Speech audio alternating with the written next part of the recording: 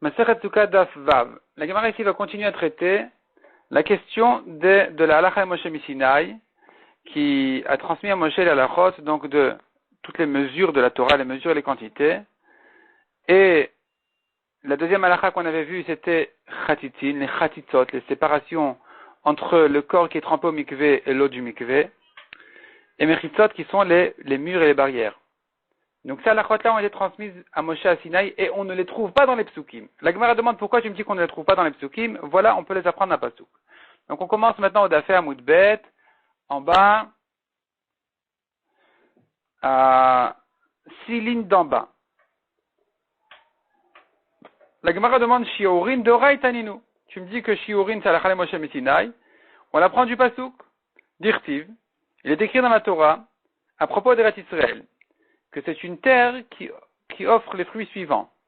Eretz Rita ou Seora, le blé et l'orge, de Geffen et le raisin, ou Tena et la figue, Verimon et la grenade, Eretz Zetchemen ou Dvash. Une terre qui donne de l'olive, de Zetchemen, de l'olive qui donne de l'huile d'olive, ou Dvash et du miel de date. Ve'amar Rav Chanin, kol ha-pasuk hazeh, le shiurin emar. Rav Chanin a dit ce pasuk-là, il est écrit dans la Torah pour nous apprendre les quantités. Nehemar, donc les shiurin Nehemar, il était écrit pour les quantités. Chita, le blé, que vient nous apprendre le blé? Les bait amenuga. Une maison lépreuse. Une maison dans laquelle il y a des taches de saraat, de lèpre. Cette maison-là, elle est tmea. Celui qui rentre dans la maison, il est tamé. Mais on a une halakha qui dit que celui qui rentre dans la maison, et tout ce qui rentre dans la maison est tamé immédiatement. Mais les vêtements que porte un homme qui est rentré dans la maison, qu'il porte, c'est-à-dire qu'il est habillé de ses vêtements, ils ne sont pas tamés immédiatement quand il rentre dans la maison. Il faut qu'il reste un petit moment dans la maison, de quoi manger un kazaït. Après, les vêtements qu'il porte deviennent aussi tamés. Et là, il faut savoir de quelle manière il les porte. S'il les porte dans ses mains, c'est tamé immédiatement parce que ça s'appelle que c'est rentré, les vêtements sont rentrés eux-mêmes dans la maison.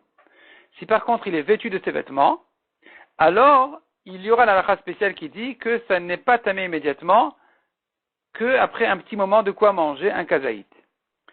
C'est ce que dit ici la Mishnah, Detnan, Anichnas le bait amenuga, celui qui rentre dans une maison lépreuse, Vekelav al ktefav, et ses objets sur ses épaules, Vesandala vetabotav biado, et ses chaussures et ses bagues dans ses mains, pas les chaussures aux pieds, les bagues aux doigts. Hu vehen tmein miyad, lui et eux sont tamés immédiatement. Donc Kelav al ktefav, c'est plutôt ses habits. Ses habits qui sont sur ses épaules, ses chaussures dans ses mains, ses anneaux dans ses mains, ils sont tamés immédiatement parce que tout est rentré. Ça s'appelle que ces vêtements-là, ces chaussures, ces anneaux sont rentrés eux-mêmes dans la maison, donc ils sont tamés miyad, dès qu'ils sont rentrés. Si par contre il était vêtu de ses vêtements, aya lavush kelav, il était vêtu de ses vêtements, vesandalav veraglav, ses chaussures à ses pieds, vetabeotav vetzbeotav, ses anneaux à ses doigts, hu tamé miyad, lui il est tamé dès qu'il rentre. Ven théorim, mais eux, ces vêtements sont encore théorim, ad sheishe bichda achilat pras, jusqu'à ce que passe le temps. De quoi manger, pas un kazaït, je me suis trompé, de quoi manger achilat pras, en manger un demi-pain. Un demi-pain, c'est une quantité qui fait plus qu'un kazaït. Rachid dit c'est la quantité de 2 repas. Et donc, il faut que le temps de manger ce demi-pain-là passe pour que les vêtements soient tamés. Mais quel pain? Il y a un pain qui se mange facilement et rapidement, un pain qui se mange lentement et difficilement. Donc, pas tritine, un pain de blé. Velo pas de théorie n'est pas d'orge, ça se mange donc plus rapidement. Messev, quand il est accoudé et bien installé, ça se mange plus vite. Veochel beliftan, et que ce pain-là, il est accompagné de quelque chose qui lui donne du goût. Et ça se mange à nouveau plus rapidement. Donc, le temps de manger achilat pras, un demi-pain, sous ces conditions-là, c'est, disons, 2 ou 4 minutes. S'ils sont passés ces 2 ou 4 minutes, les vêtements sont tamés. Moins que ça, non. Seora, l'orge. Pourquoi la Torah me parle de l'orge? C'est la quantité de quoi? Detnan etem ka seora. Un os, l'os d'un mort, petit comme de l'orge, metame bemaga uvmasa, rend tamé celui qui le touche ou qui le porte, venom metame beoel, mais il n'y a pas encore de touma dans la tente, dans la pièce. Il faudrait pour une toumat oel, une touma dans la pièce, il faudrait la majorité du corps du mort, selon certaines conditions. Mais en tout cas, ici la Torah m'a mentionné l'orge pour me donner cette halakha. Geffen le raisin, pour m'apprendre que des revi'it yain les nazir, la quantité d'un revi'it, un verre de vin, pour le nazir. C'est-à-dire, un nazir qui a bu un revi'it de vin, c'est sûr que il l'a transgressé. Le nazir, il n'a pas le droit de boire du vin, il n'a pas le droit de manger même les raisins et tout ce qui sort du raisin. S'il a bu un revi'it de vin, qui est comme un verre de kidouche de vin, il est chayav. Si maintenant il a mangé les pépins, ou il a mangé les épluchures des raisins, même les feuilles de la vigne, tout ça s'associe pour compléter la quantité d'un revi'it de vin.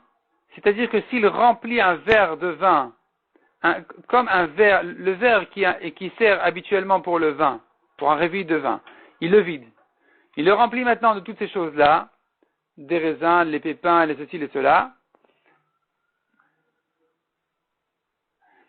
Et en réalité, il le remplit maintenant de vin. Et donc, il y aura une quantité d'un revi'it qui va sortir. C'est donc la mesure pour laquelle il est chayav. Autrement dit, comment il fait pour mesurer la quantité de pépins pour être chayav? Il les met dans un verre, dans un grand verre, disons. Il les met dans un plus grand verre qu'un revi'it. Dans un grand verre, il met tous ces pépins-là, et ce verre, il est rempli de vin.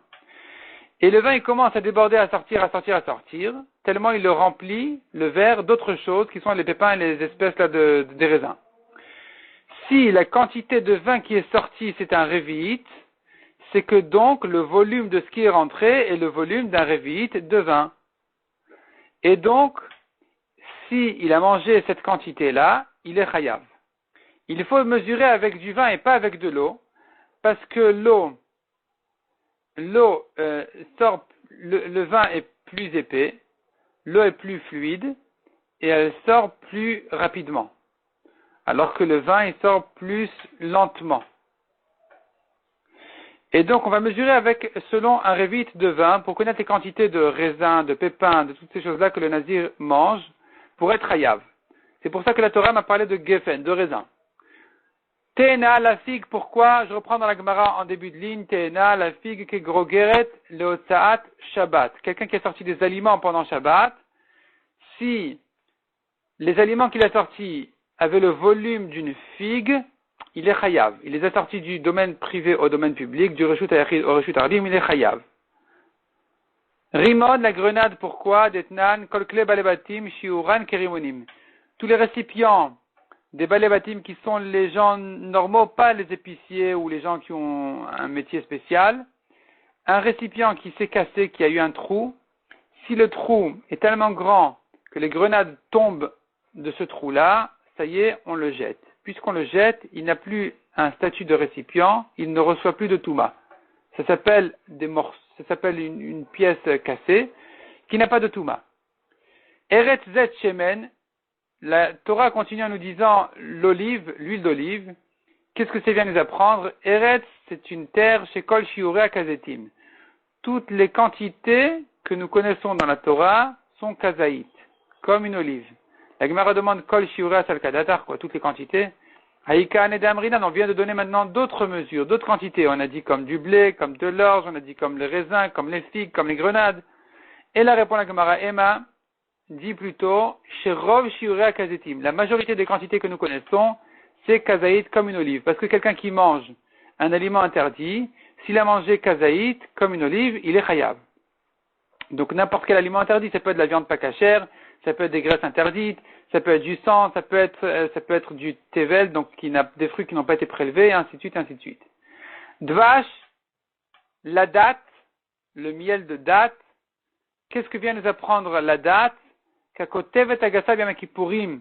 Celui qui mange à Kippour, combien il doit manger pour être chayav, karet, s'il a mangé kakotevet agasa comme une grosse date.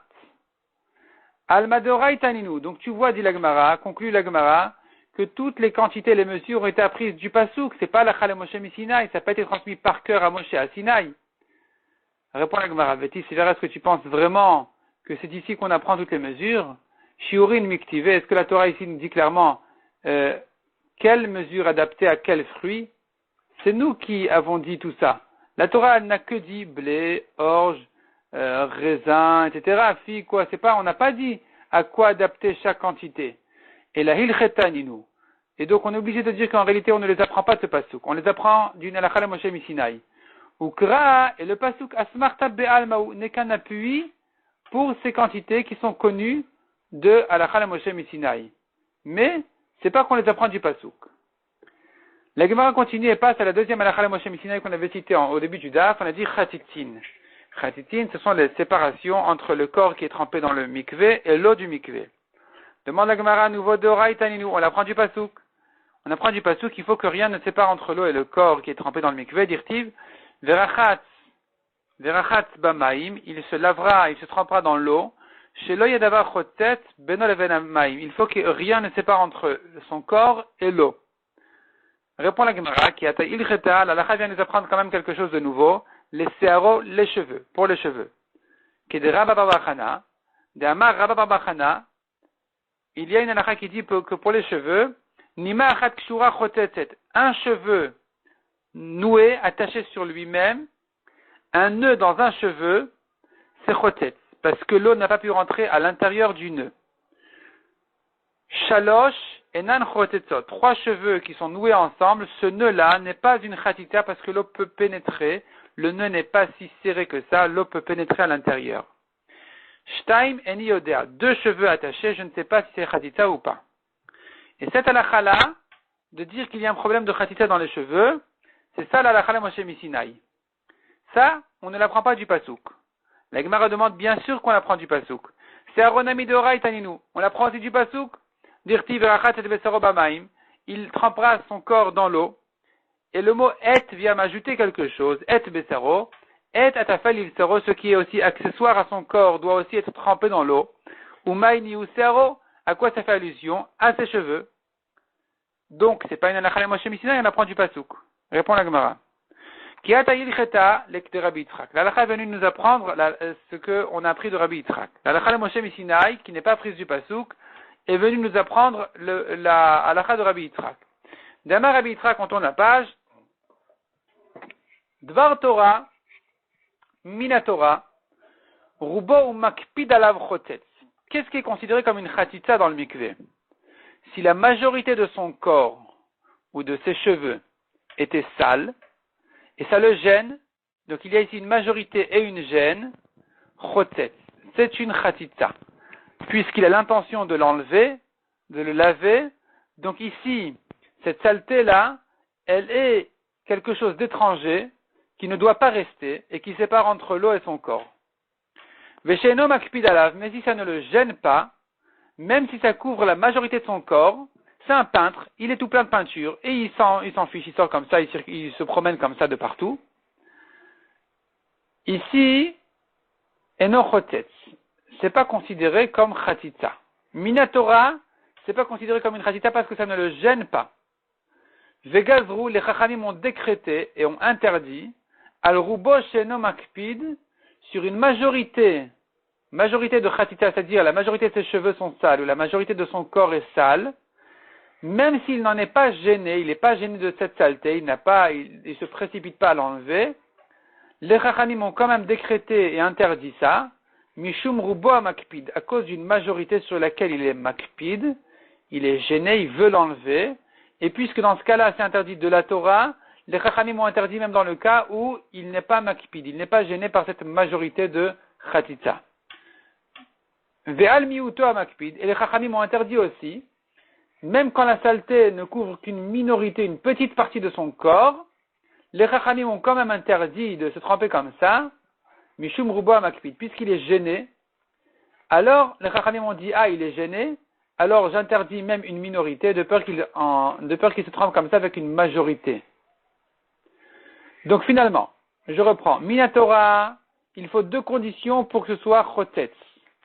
Pour dire que c'est chotet, il faut que ce soit et la saleté couvre et la majorité, et qu'il en soit gêné. Les Chachamim ont dit, majorité sans gêne, ou gêne sans majorité, c'est aussi chatitza, c'est aussi interdit. Demande la Gemara, velikzar nami al miuto sheno makpid. Les Chachamim devraient décréter, interdire même une minorité sans gêne, mishum miuto makpid, de peur qu'il en arrive à se tremper avec une minorité, malgré sa gêne. Inami, ou bien, mishum rubo sheno makpid. C'est vrai qu'il n'est pas gêné, mais ici c'est un miout, une minorité, il risquerait ensuite de se tremper avec une majorité, dans les mêmes conditions, il n'en est pas gêné, mais c'est quand même interdit. Répond la Gemara, higouf agzera. Ça, même s'il se trempe au mikvé, avec une majorité sans gêne, ou une gêne sans majorité, ce n'est interdit que midera banan, ce n'est qu'une gzera, un décret de Chachamim. Vanan, nikum, venigzar, gzera, l'gzera, et nous, on va se lever et on va ajouter un décret sur un décret en disant, sache que, non seulement majorité sans gêne ou gêne sans majorité, c'est chotet, mais même ni gêne ni majorité, une minorité, une petite saleté sur son corps, c'est chatita. Est-ce qu'on va aller tellement loin, de peur qu'il en arrive à une majorité sans gêne ou gêne sans majorité, alors que même ce cas-là n'est qu'interdit midera banan. C'est trop, on n'ajoute pas un décret sur un décret. Donc les Chachamim n'ont pas considéré une chatita, une saleté qui ne couvre qu'une petite partie de ses cheveux ou de son corps, quand il n'en est pas gêné. Dans ce cas-là, Bedi Avad, les khatril a priori, il faut l'enlever. Mais si c'est trempé comme ça au mikvé, c'est bon, c'est pas chotet. Si par contre, il y avait une majorité, même s'il n'en est pas gêné, ou une minorité quand il en est gêné, c'est chotet, même Bedi Avad, il s'est déjà trempé, il doit se retremper après avoir enlevé cette saleté, ce problème-là de khatitza. Si par contre il y avait une majorité et une gêne, ça devient déjà deoraita, c'est déjà une chatita minatora, et c'est sur ça qu'on a dit halakha le Moshe Sinai. C'est sur ça qu'on a dit que c'est pas écrit dans les psukim, mais on l'apprend, c'était transmis à Moshe par cœur à Sinai. Passons à la troisième halakha le Moshe Sinai qui est mechitin, les barrières. Demande la Gemara, non, pas demande, les barrières de quoi il s'agit, Hada Amaran, c'est bien ce qu'on a dit. C'est-à-dire, on a dit selon Rabbi Yehuda qu'on n'a pas de référence dans les psukim, on n'a pas de preuve comme quoi une souka doit mesurer minimum 10 tfachim, c'est ça ce qu'on a appris à la Chalem Moshe Sinai. Cette barrière-là de la souka, ces murs de la souka qui doivent faire minimum 10 tfachim, c'est justement ce qu'on a appris à la Chalem Moshe Sinai, c'est ce qu'on appelle mechitzin, les barrières, les murs de la souka. Anichale Rabbi Yehuda, ça va bien selon Rabbi Yehuda, je comprends, je connais quelles sont les barrières qui sont à la Chalem Moshe Sinai. Et là, les Rabbi Meir, Maïka le Lemar, mais selon Rabbi Meir, qu'est-ce qu'on va dire? Rabbi Meir, lui, il a une preuve de psukim.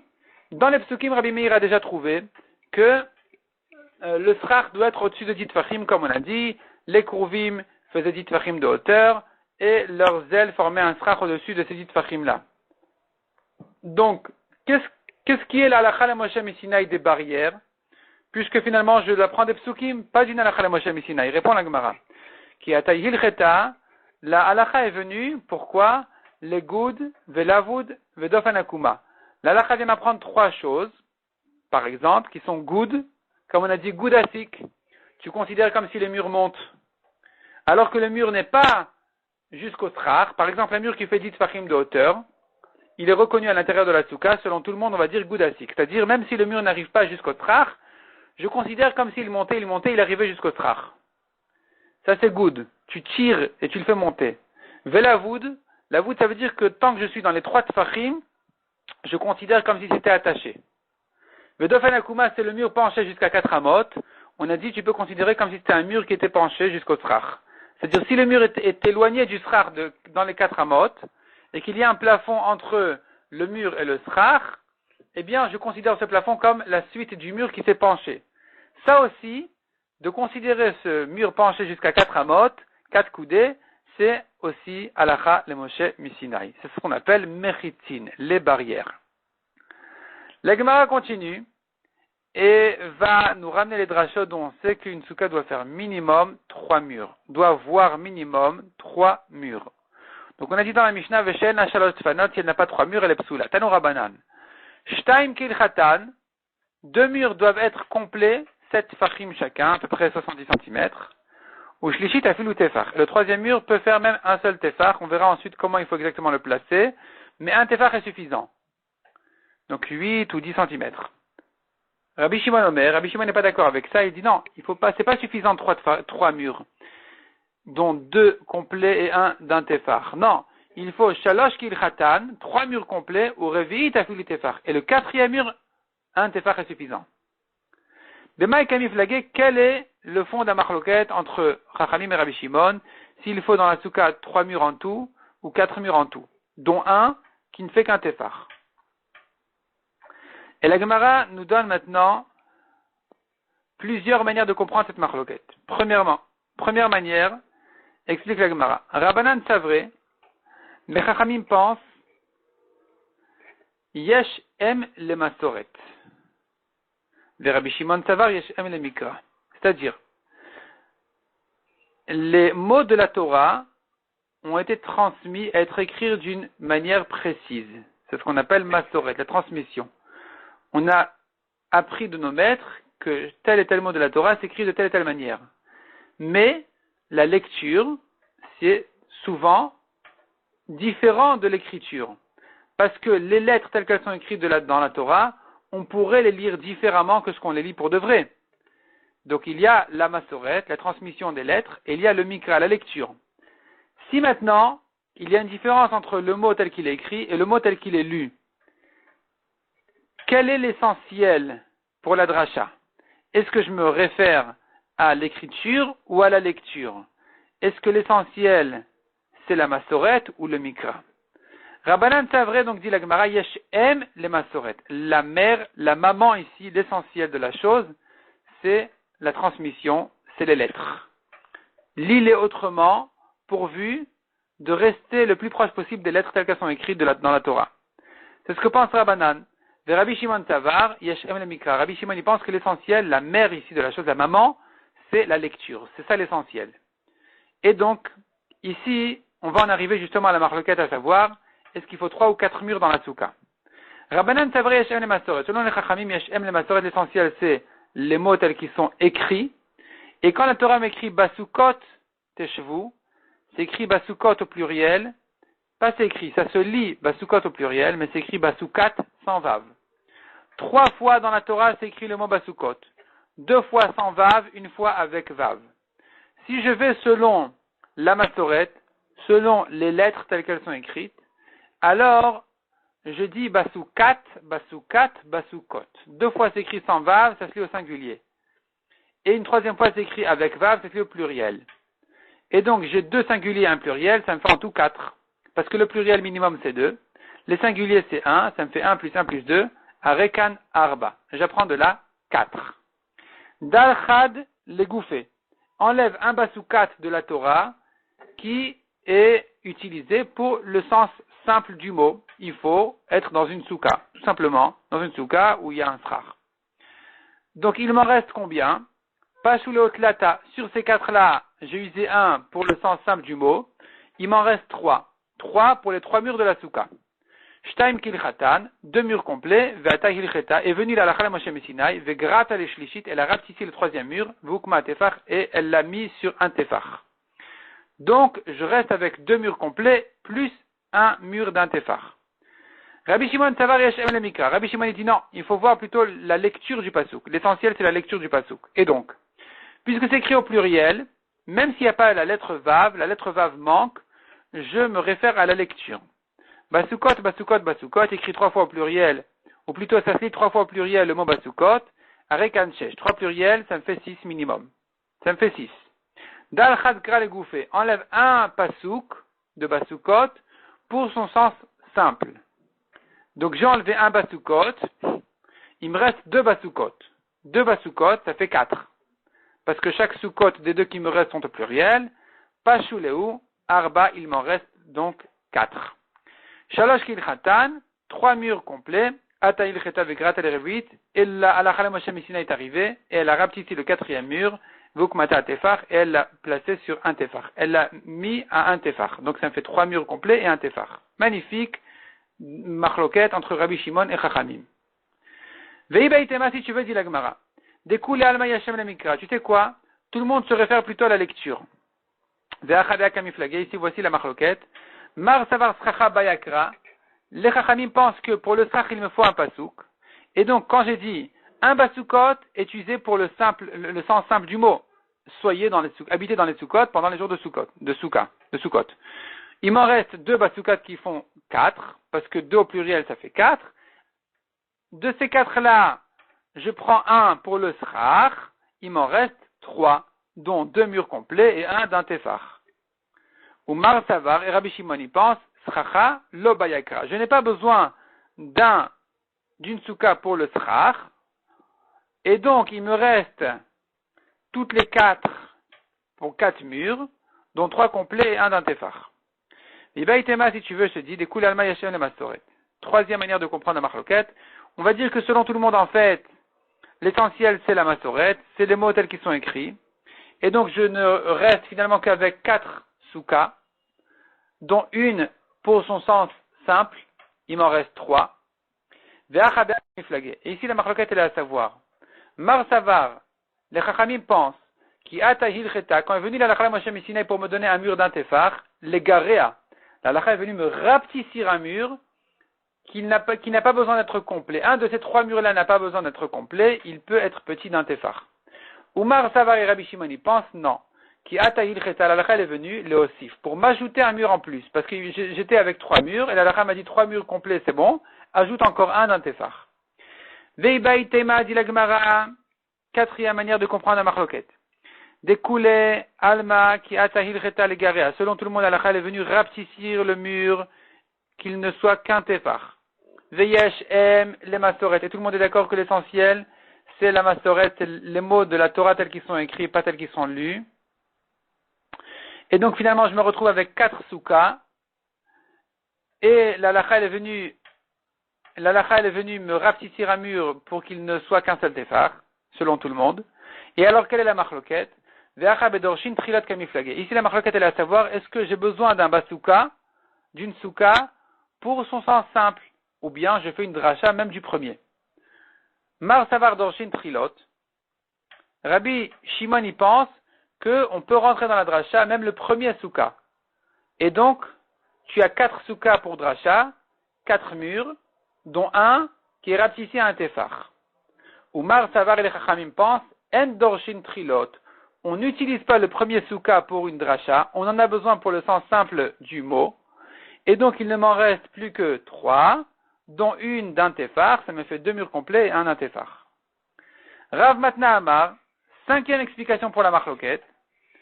Tamed Rabbi Shimon Meacha. La raison de Rabbi Shimon qui dit qu'il faut dans la souka 4 murs, dont un d'un tefar, 3 complets plus un tefar. D'où il apprend ça? Il ne l'apprend pas du tout du pasuk de basukot, il apprend d'ailleurs. Il est écrit dans le pasuk Vesuka tiel etzel. La souka va donner de l'ombre, yomam le jour mechorev du soleil, ou le marsé ou le mistor, et elle va servir aussi pour abri, pour s'abriter, se cacher, miserem ou mimatar, des vents et des pluies. Et donc, pour que la souka me serve d'abri des vents et des pluies, il faut qu'elle ait 4 murs. C'est de là où apprend Rabbi Shimon que 3 murs ne sont pas suffisants, il me faut 4 murs. La lacha l'a rapetissé un des 4 pour un tefar, mais c'est pas que tu commences avec 3 murs et que tu rapetissis un des 3 à un tefar, parce que finalement, si tu commences avec 3 murs, tu n'es pas abrité. Tu n'es pas abrité du vent, de la pluie, ça va rentrer par le 4e côté qui est complètement ouvert. C'est de là où Rabbi Shimon apprend qu'il me faut une souka de 4 murs. Selon Tosfot, la dracha est un petit peu différente.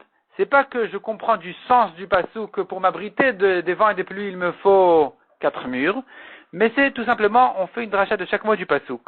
Tosfot dit, voyons le dernier Tosfot ici dans la page, tout en bas. Vesukati eletzel, birushalmi amrinan. Dans les Yerushalmi on dit, Ta'amad Rabbi Shimon min hada karya. La raison de Rabbi Shimon se base sur ce pasuk-là, qui dit Vesukati eletzel yoma mechorev, areachat. La souka servira d'ombre le jour du soleil. Ça me donne un intérêt de la souka, c'est l'ombre. Les marsé ou le mistor areshnaim. Pour abri et pour se cacher, ça fait encore 2. Miserem ou mimatar, shnaim. Du vent et de la pluie, ça fait encore 2. Donc, un c'est pour le srach, apparemment. Et 4, c'est pour les 4 murs. On a dit abri et cachette, vent et pluie, ça me fait 4 murs. Verabanan amre, alors que les chachamim pensent, miserem ou imakar achat. Le vent et la pluie, c'est la même chose, et on ne les compte pas pour 2, on les compte que pour 1, ça me fait finalement 3. L'ombre, donc 3, ça on a dit, l'ombre, les marceaux et le mistor. L'ombre, on a dit, c'est le srach. D'accord, marceau et mistor, c'est abri et cachette. De pluie et de vent, ça fait le 3e. Donc abri, c'est 1, cachette, c'est 2. Vent et pluie, c'est le 3e mur. C'est de là où les chachamim apprennent qu'il faut en tout 3 murs dans la soukha, dont un qui ne fait qu'un seul téphar. La Gemara, dans le daf suivant, va nous expliquer comment placer, où placer exactement, précisément, ce téphar. Est-ce qu'il doit être proche d'un mur, loin du mur? Il doit être dans quelle forme, droit ou en diagonale? On va laisser ça pour le daf suivant, Bezrat Hashem.